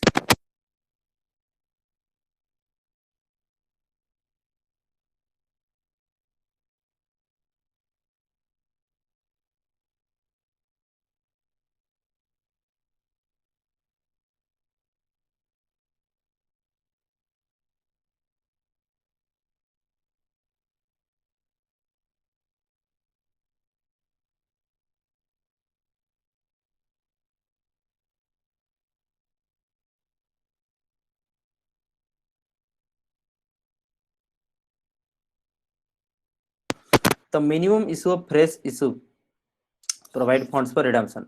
तब हम अभी एक तो कंडीशन ऐसा आया कि हम कहते हैं कि इक्विटी शेयर ज्यादा से ज्यादा नहीं आना है, क्यों नहीं आना है, क्योंकि उसका डिसएडवांटेजेस यही है कि ज्यादा इक्विटी शेयर आने से हमारा ईपीएस जो है आगे जाकर के अर्निंग पर शेयर वो कम हो जाएंगे, हमारे जो वोटिंग राइट्स है वो कम हो जाएंगे, और कंपनी में अननेसेसरीली इन लोगों बहुत बढ़ जाएंगे, मालिक बहुत बढ़ जाएंगे। तो हमको नहीं पसंद कि ज्यादा से ज्यादा इक्विटी शेयर इशू हो। तो एक ऐसा काम करो कि इक्विटी शेयर कम से कम इशू करो, तो ठीक है।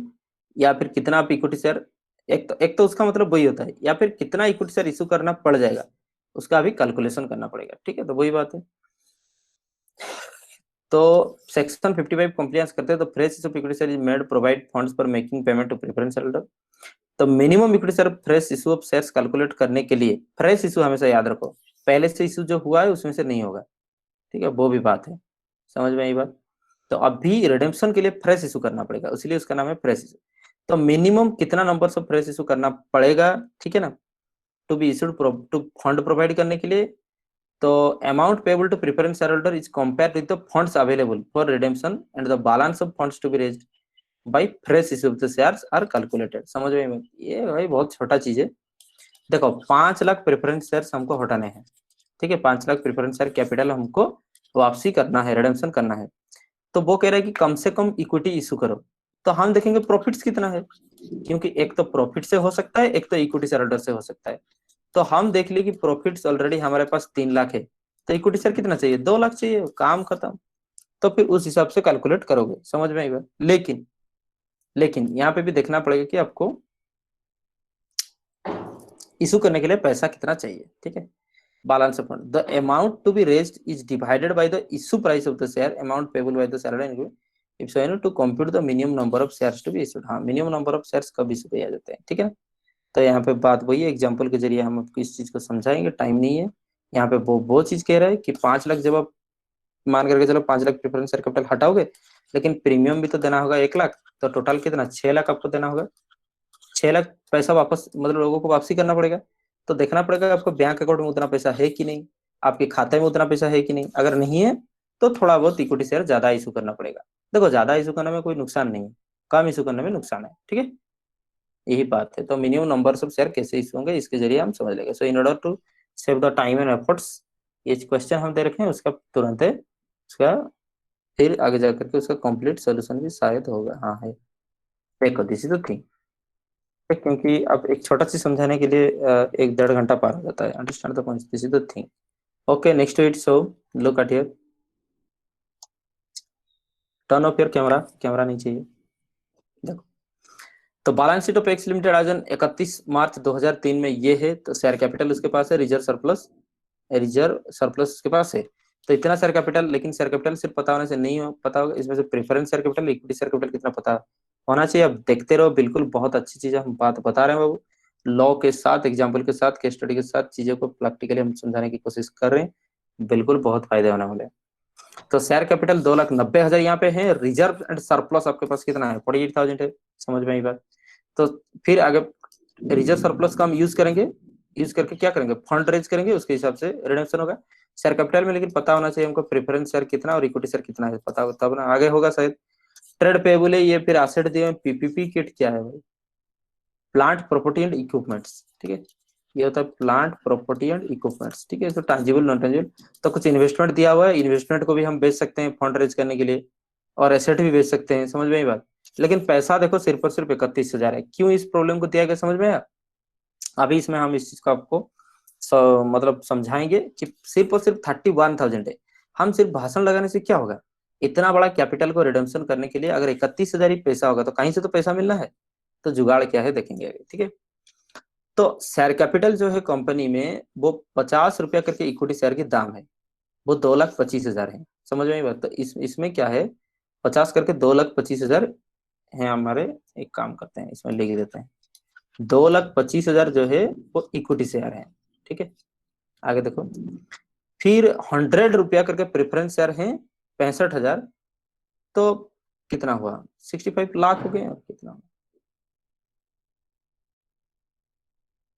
अरे 65 लाख में गलत हो, 65,000, ठीक। तो सॉरी, यहाँ पे रुपीज लिखा हुआ है ना, एस्ट्रिक का मतलब होता है मेरा रुपीज, ठीक है। तो 50 रुपया करके, फिर 100 रुपया करके 65,000 है, 65,000 प्रेफरेंस शेयर है और 2,25,000। नेक्स्ट, फिर बात क्या है, रिजर्व सरप्लस हमारे पास जो है सिर्फ और सिर्फ प्रॉफिट्स का ही है।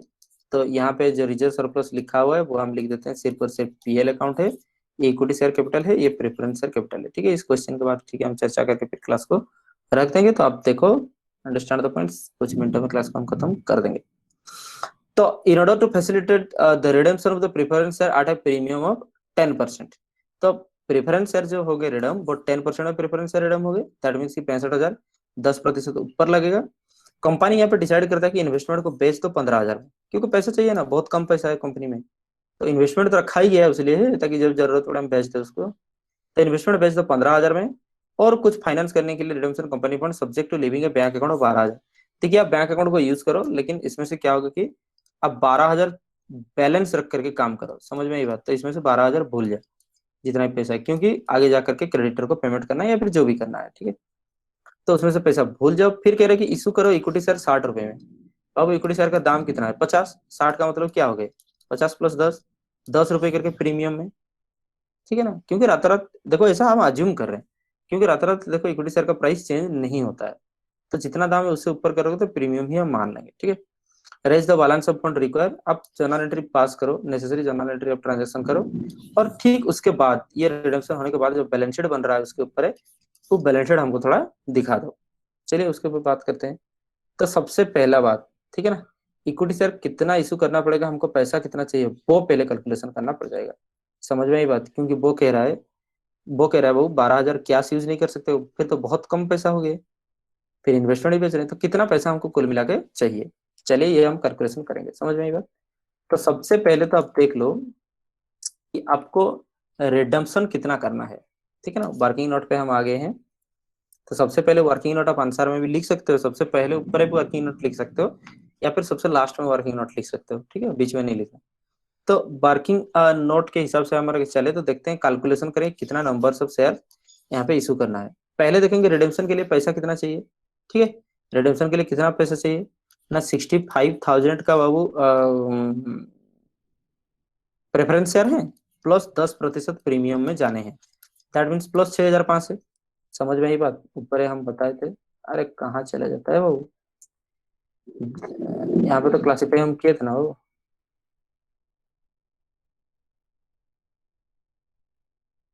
65,000 प्रेफरेंस शेयर है, तो उसके हिसाब से अगर देखा जाए तो 65,000 प्लस 6,500, तो कितना हो गया? 71,500, ठीक है।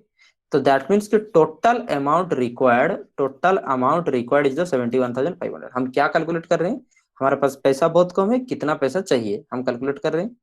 तो जितना पैसा बैलेंस चाहिए होगा उतना पैसा का हम शेयर इशू करवा देंगे, ठीक है।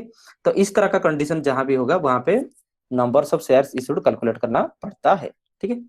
तो सबसे पहले आप देख लो बाबू, हमको टोटल पैसा से 71,500। अभी देखेंगे हमारे पास ऑलरेडी कितना पैसा है, ठीक है। वो कह रहा है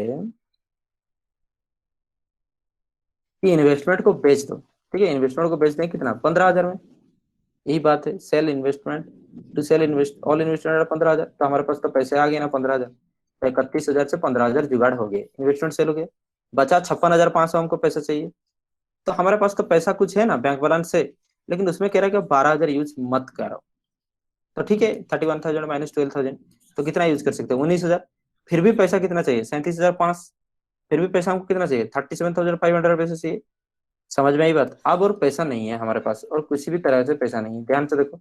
हमारे पास क्या थे? इन्वेस्टमेंट को आप बेच सकते हो, करंट एसेट जुगाड़ कर सकते हो। बाबू ऐसा नहीं कि लॉन्ग टर्म एसेट खुद से ही बेच दोगे, ऐसा नहीं है, समझ रहे हैं। जो कहा जाएगा वो करोगे। तो यहाँ से थोड़ा पैसा मिला, यहाँ से थोड़ा पैसा मिला, और तो कुछ है ही नहीं ना। अभी क्या करना पड़ेगा? अभी इक्विटी शेयर इशू करना पड़ेगा पैसा के लिए। तो हमको पैसा भी चाहिए 37,500। समझ में आई बात। तो एक इक्विटी शेयर का प्राइस कितना है? 60। तो टोटल कितना इशू कर सकते हैं? 37,500 बाई 60। समझ में आई बात, दिस फिगर बाई 60। 625 शेयर अभी हमको इशू करना पड़ जाएगा। तो कैसे कैलकुलेशन हुआ? सबसे पहले आप देखोगे टोटल अमाउंट आपको कितना चाहिए रिडेम्पशन के लिए ना, कैपिटल प्लस प्रीमियम, इतना पैसा हम प्रीमियम देंगे। प्रेफरेंस शेयर को कैपिटल प्लस प्रीमियम देंगे तो 31,500 चाहिए।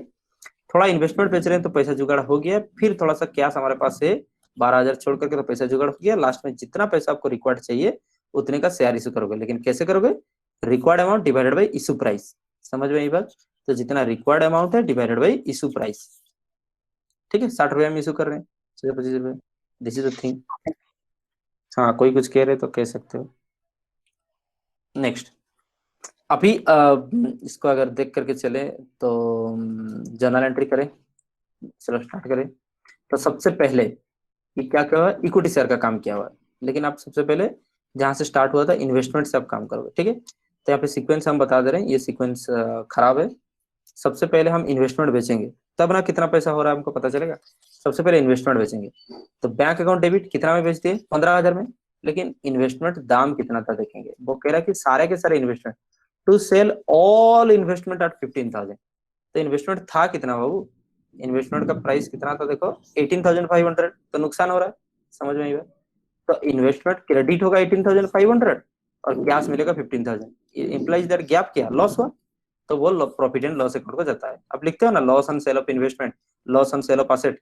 तो loss on sale of asset direct बाद में जाकर के प्रॉफिट लॉस अकाउंट जाना है, इसलिए डायरेक्ट प्रॉफिट लॉस अकाउंट में इसको डाल दो, ठीक है।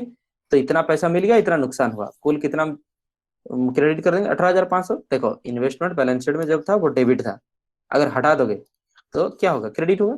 और नुकसान हमेशा क्या होता है, डेबिट होता है, कैश कम्स इन डेबिट हो गया, नंबर वन थिंग, ठीक है। अभी पहले इन्वेस्टमेंट होगा, फिर उसके बाद देखो, फिर जाकर के इक्विटी शेयर हम कैलकुलेट जितना किए उतना होगा, ठीक है। ये है नंबर 2। तो bank account debit to share application कितना, 625 इंटू 60, 60 रुपए में मांग रहे।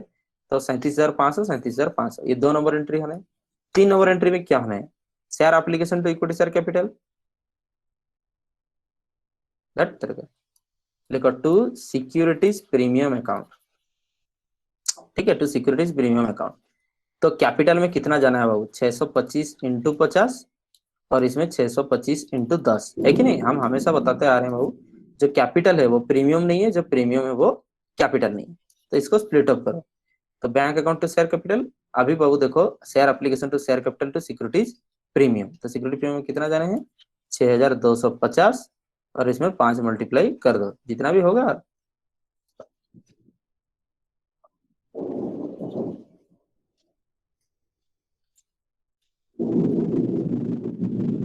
31,250 जो भी है आप कर सकते हो ये चीज, ठीक है, 31,250। तो अभी आगे बाद में देखो 4 नंबर क्या होंगे ना, प्रेफरेंस शेयर होल्डर को पहले ड्यू करवा देंगे, समझ में आई बात। उनको उनका पैसा ड्यू करवा देंगे, तो उनको क्या क्या देना है, कैपिटल भी देना है और प्रीमियम भी देना है, ठीक है। तो कैपिटल पैसा उनका कितना है याद करो, और कितना पैसा था, 65,000 था। तो 65,000, 10% प्रीमियम मतलब 6,500। तो 65 प्लस 6,500, 71,500 उनके खाते में डाल देना है। तो बाबू उनका राइट्स जितना है वो लेकर के जाएंगे ना, जब कैपिटल आता है तो क्रेडिट होता है, जब कैपिटल जाता है तो डेबिट होता है। और एक नुकसान अभी उसके ऊपर दिया जा रहा है, प्रीमियम अभी दिया जा रहा है। जब प्रीमियम आ रहा है वो फायदा होता है, क्रेडिट होता है, जब प्रीमियम दिया जा रहा है वो नुकसान होता है, वो डेबिट होता है। तो 6,000, 65,000 प्लस 6,500 हो गया 71,500, उतना पैसा हम उनको दे देंगे, समझ में आई बात, दिस इज द थिंग। अभी देखो बात ये है, ये जो 65,000 हुआ ना, इसको एडजस्ट करना पड़ेगा, ये कैपिटल, इसको एडजस्ट करना पड़ेगा कैपिटल में, ध्यान से सुनो।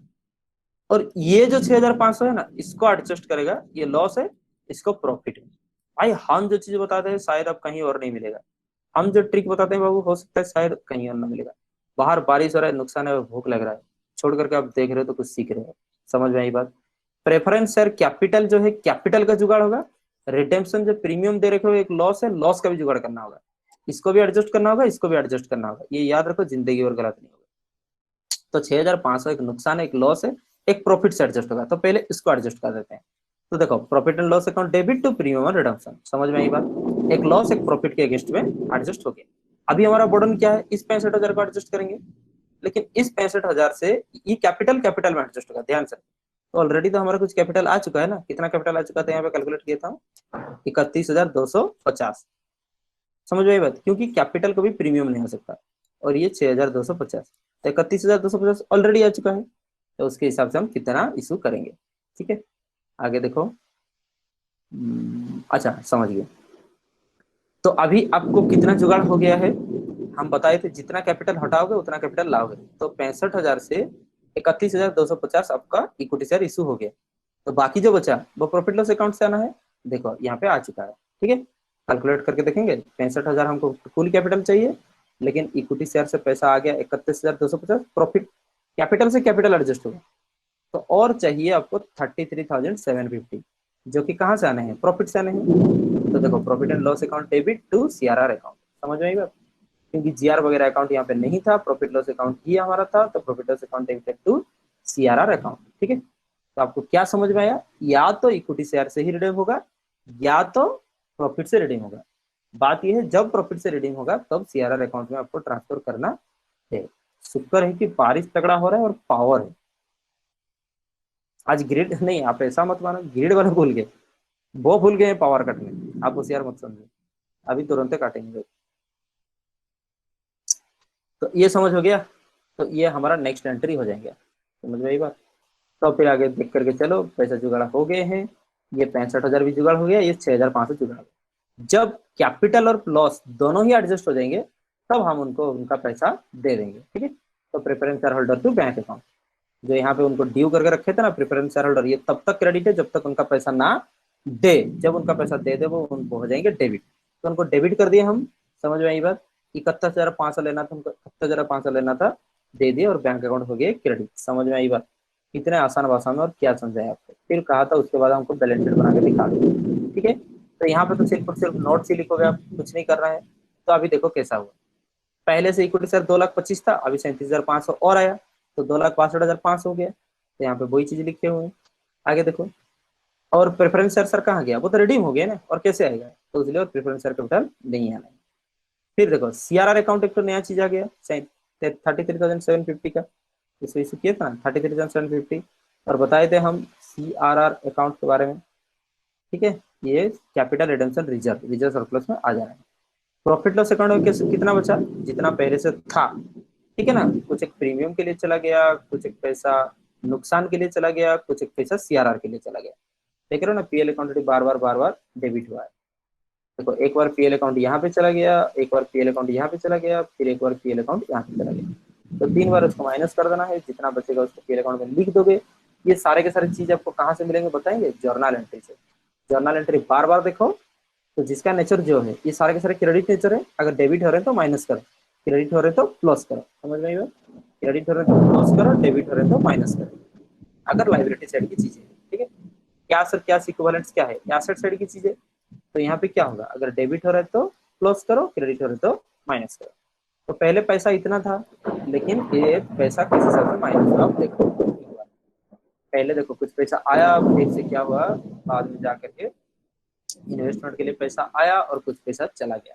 तो जिस हिसाब से जब आया आड़, आगे आड़, फिर चला गया तो माइनस 12,000 पैसा बच गया, क्योंकि हमारा रूल यही था कि 12,000 पैसा बच जाना है। तो अभी ऊपर देखो क्या 12,000 बच गया, ट्रांजिबल एसेट इतने, तो यहाँ पे लिख देना है एसेट्स आपकी जितना है, लाइबिलिटी उतना है, अगर बैलेंस शीट पूरा दिया हुआ है तो। दोनों को मिला करके इक्वल करके दिखा देना है, और यहाँ पे आपको 100% मार्क मिल जाते हैं। आगे पूरा कॉम्प्लेक्स जहाँ तक आपकी है पूरा क्वेश्चन दे रखे हैं हम, ये चीज understand the point, this is the things, और ये चीज भी थोड़ा बहुत अगर टाइम होगा तो बता देंगे। दोनों होगा तो कैसे होगा काम, या तो नहीं तो इस चीज को थोड़ा सा बहुत टाइम शॉर्ट होगा तो फिर इस चीज का खुद से थोड़ा देख करके पढ़ लो, ठीक है। धन्यवाद।